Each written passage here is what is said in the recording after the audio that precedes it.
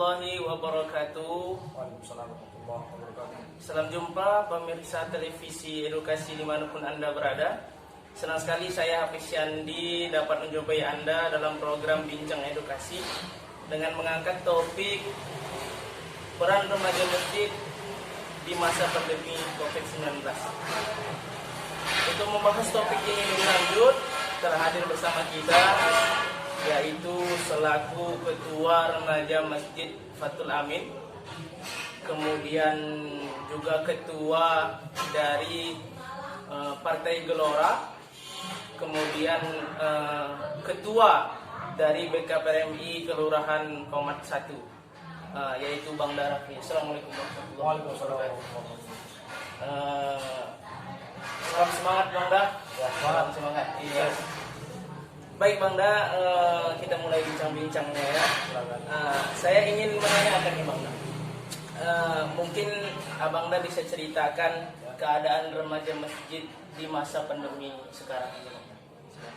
Ini secara umum atau Dari kacamata Bang Darafi melihat remaja masjid di masa pandemi ini bagaimana? ya, baik. Berbicara tentang remaja masjid ya, apalagi saat ini kita sedang berada di masa pandemi, ya kan?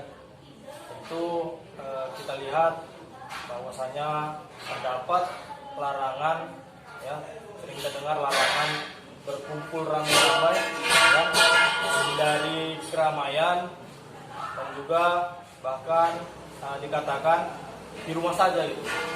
Artinya ibadah kita, ya kan, seperti biasanya, seperti sholat berjamaah, yang tentunya itu berjamaah itu pastinya ramai gitu, ya kan, dan intensitas kita dalam menjalankan ibadah di masjid tentu saja berkurang, ya kan, terganggu. Tidak hanya untuk kaum tua saja, namun bagi kita kaum muda juga merasakannya, ya, dalam hal ini remaja masjid, ya kan, sudah lebih dari 2 tahun kita berada di dalam masa pandemi ini. Tentu ada beberapa hal, ya, yang memperhambat kita, terkhususnya remaja masjid, dalam membuat kegiatan-kegiatan, tidak hanya kegiatan-kegiatan Islami, rohani, namun juga kegiatan ke masyarakat. Ya kan, seperti merayakan hari-hari besar Islam, ya. Karena beberapa waktu ini seperti Isra Mi'raj, Maulid Nabi, ya kan, Tahun Baru Hijriah, tentu beberapa remaja masjid di masjidnya masing-masing tidak lagi mengadakannya, karena pun dilarang oleh pemerintah setempat, misalnya kayak dilarang oleh kecamatan atau kelurahan. Tentunya sebagai warga yang patuh kepada pemerintah, itu ya kita mengikuti apa yang pemerintah katakan gitu. Jadi kalaupun kita ingin mengadakan suatu kegiatan, ya kita harus terlebih dahulu minta izin kepada pemerintah yang berwenang, gitu, ya kan? Baik Bang Da. Sekarang pertanyaan saya yang kedua Bang Da, sebagai seorang ketua nih kan, tanggung jawab besar. Bagaimana, apa yang Abang lakukan gitu untuk menjaga semangat teman-teman tetap berkobar gitu di masa pandemi, yang dengan keadaan seperti ini mau tak mau pasti akan turun gitu semangatnya itu kan. Dan gitu dan apa-apa saja macam-macam kegiatan yang Abang bisa lakukan semasa pandemi. Silakan Bang. Ya baik, sebagaimana ya yang kita lihat dalam firman Allah Subhanahu wa taala dalam Quran surah At-Taubah, sebutkan bahwa innama ya'muru masajidallaha man amana billahi wal yaumil akhir wa aqamas sholata wa ataz zakata wa lam yakhsha illallah, ya kan? Itu artinya hanya orang-orang yang mengamalkan masjidlah yang beriman kepada Allah dan hari akhir, ya kan?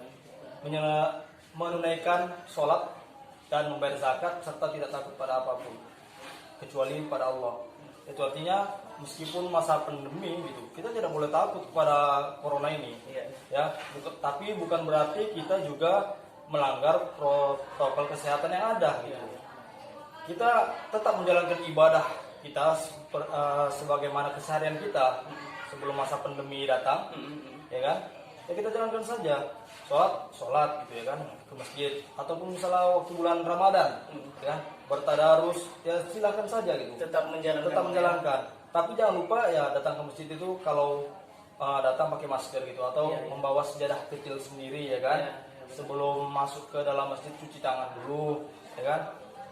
Dan untuk menumbuhkan semangat kawan-kawan di masa pandemi ini, Iya, Bang. ya kita tentu saja apalagi anak muda ini kan tidak mungkin tidak punya handphone ya kan. Oh. Jadi kita di WhatsApp itu kita ada grup. Jadi disitulah kita terus berkomunikasi ya kan. Iya. Apa yang ingin kita lakukan ke depannya ataupun kita lakukan saat masa pandemi, walaupun pandemi sedang berlangsung gitu ya kan. Tapi kita tetap berkegiatan. Ya kan? Tetap berkegiatan. Hanya saja seperti yang saya bilang tadi, kita harus berkoordinasi dengan pemerintah setempat. Ya kan? Dalam beberapa waktu yang lalu remaja masjid kami ya di Musola Fathul Amin ini juga menyelenggarakan beberapa acara ya kan? Seperti Maulid Nabi, kemudian kelas Ramadan namanya sewaktu bulan Ramadan, dan juga sewaktu memperingati tahun baru Hijriah itu kami mengadakan festival. Namun tentu saja dalam menyelenggarakan acara-acara tersebut ya kan kami berkoordinasi dengan pihak kecamatan Iya. gitu ya kan. Kemudian kami meyakinkan mereka bahwasanya kami akan melakukan protokol kesehatan secara ketat, sehingga mereka pun mengizinkannya. Ya. Dan ketika dilakukan PPKM yang berlangsung beberapa minggu, gitu kan, ya kita tidak lakukan itu, karena kita harus mematuhi apa yang pemerintah katakan. Walaupun kita tidak takut kepada apapun selain Allah, namun janganlah kita melanggar sebuah aturan Tuhan, karena kita kan harus taat kepada Allah, Nabi Muhammad dan ulil amri, pemerintah. Ya. Jadi ya untuk menumbuhkan semangat teman-teman, yakinkan kepada mereka bahwasanya sebagai remaja masjid itu, ya kan, sebagai pemuda yang tumbuh di masjid dan mencintai masjid serta memakmurkan masjid, tentu kita tidak boleh takut kepada apapun. Jadi tetap saja lakukan kegiatan seperti biasanya, ya kan? Namun itu tadi kita harus mematuhi protokol kesehatan. Dengan izin dari pemerintah setempat begitu, Iya, Bang ya. ya. Menarik sekali ini, Bang. Oke. Menurut Abang nih, pertanyaan selanjutnya, apa yang terpenting yang dilakukan pihak-pihak misalnya dari BKM masjid atau musola agar menarik anak-anak mudanya atau anak-anak remaja untuk menjadikan tempatnya itu pusat peradaban, kan? Karena kita tahu sekarang nih, apalagi ditambah masa pandemi. Sebelum masa pandemi saja sudah kurang minat pemuda untuk membangkitkan gairah peradaban di masjid. Sebagaimana kita tahu juga Nabi menjadikan pusat peradabannya, ekonomi dan segala macamnya itu di masjid. Bagaimana apa yang penting dilakukan agar menarik minat mereka untuk datang ke masjid atau musola? Intinya pihak BKM dan juga remaja-remaja adalah kepercayaan. Kenapa saya bilang kepercayaan? Kaum tua ya kan, kita sebut saja sebagai pengurus BKM masjid ataupun musola, Iya, Bang. harus percaya bahwasanya remaja-remaja yang mengisi masjid itu ya kan, ataupun yang belum masuk ke masjid ya kan, kelak ketika kita nasihati ya kan, kita bimbing, akan menjadi remaja yang baik gitu. Iya, benar. Dan juga kita sebagai remaja harus percaya kepada kaum tua. Kaum tua ya. Nah, dalam hal ini yang saya sebutkan tadi, pengurus BKM masjidnya. Jadi ketika kedua kepercayaan ini terjalin, ya kan, maka apapun bisa dilakukan, ya, apapun bisa dilakukan karena kebersamaan itu dapat menjadikan kekuatan yang dahsyat. Gitu, kan?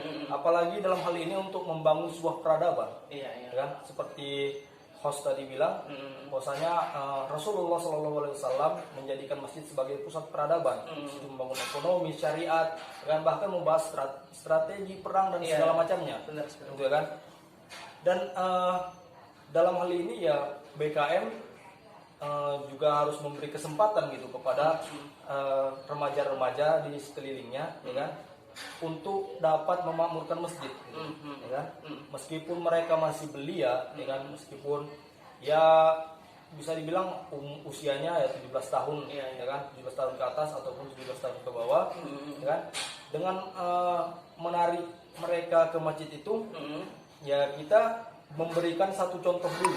Ya, ya. Misalnya di situ ada seorang remaja ataupun pemuda yang bisa dijadikan teladan, Iya, iya, iya, bisa dijadikan teladan. Hmm. Kemudian ketika pemuda ini tadi dilihat oleh remaja-remaja yang lain bahwasanya dia bisa membimbing mereka, dia bisa menjadikan suatu contoh buat mereka, Iya. maka remaja-remaja yang lain itu akan berdatangan ke masjid Secara otomatis secara langsung. otomatis.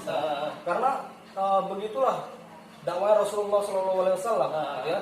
Karena ada dakwah bil lisan, dakwah bil kitabah, dan dakwah bil hal, ya kan? Jadi kita lihatlah dakwah bil hal, ya kan? Bagaimana misalnya ada pemuda itu sholat, gitu kan? Yang pihak BKM meyakini bahwasanya pemuda ataupun remaja itu bisa gitu menggait orang-orang ke masjid, ya kan? Apalagi ketika sudah cukup banyak yang datang gitu ya. Kemudian mereka melakukan suatu acara, gitu, suatu acara. Jadi tidak hanya remaja di lingkungannya saja, namun remaja-remaja maupun pemuda di luar lingkungan juga ikut serta gitu untuk membangun masjid mereka.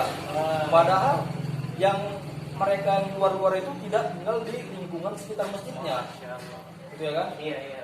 Dan juga ketika pihak BKM, ya kan, pihak BKM ingin memakmurkan masjid, tidak hanya dengan pemuda saja, namun juga menarik mereka dengan suatu kegiatan-kegiatan yang menyenangkan.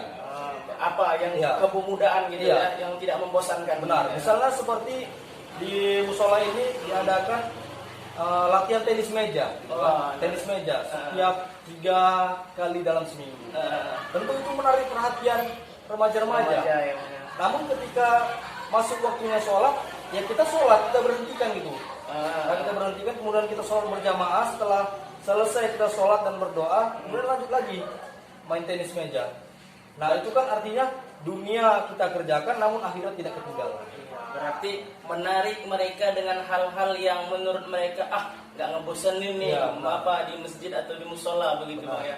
Mungkin Bang Da untuk terakhir closing statement Abang untuk remaja-remaja ini, apa yang ingin Abang sampaikan untuk closing statement, dan nanti insya Allah ini menjadi pembelajaran yang sangat penting bagi semua yang menonton kita kali ini. Silakan Bang. Ya. Kepada pemuda-pemuda maupun remaja-remaja dimanapun berada, ya, mari kita kembali ke masjid, kita makmurkan masjid, karena dari masjid segala kebaikan muncul, dan dari masjid pula segala kebaikan itu tadi menyebar ke seluruh masyarakat. Insya Allah kita semua menjadi orang-orang yang bertakwa kepada Allah Subhanahu Wa Taala. Amin amin ya rabbal alamin. Terima kasih yang tidak terhingga kepada Bang Da Rafli Esos selaku Ketua BKPMI Medan Area Komat 1, Ketua Remaja Musola Fatul Amin. Mudah-mudahan kita dapat banyak pencerahan hadirin dimanapun berada. Insyaallah amin ya rabbal alamin. Terima kasih sekali lagi kami ucapkan kepada Bang Da, semoga sehat selalu, rezekinya lancar, dimudahkan segala urusan. Ya rabbal alamin. Terima kasih pemirsa dimanapun Anda berada. Kita bertemu lagi di edukasi selanjutnya dengan topik-topik yang lebih seru tentunya. Tetap kunjungi laman web kami yang sudah tertera di bawah kanan TV Anda. Terima kasih atas segala perhatian. Mohon maaf atas segala kekurangan. Wabillahi taufiq wal hidayah. Assalamualaikum warahmatullahi wabarakatuh. Waalaikumsalam.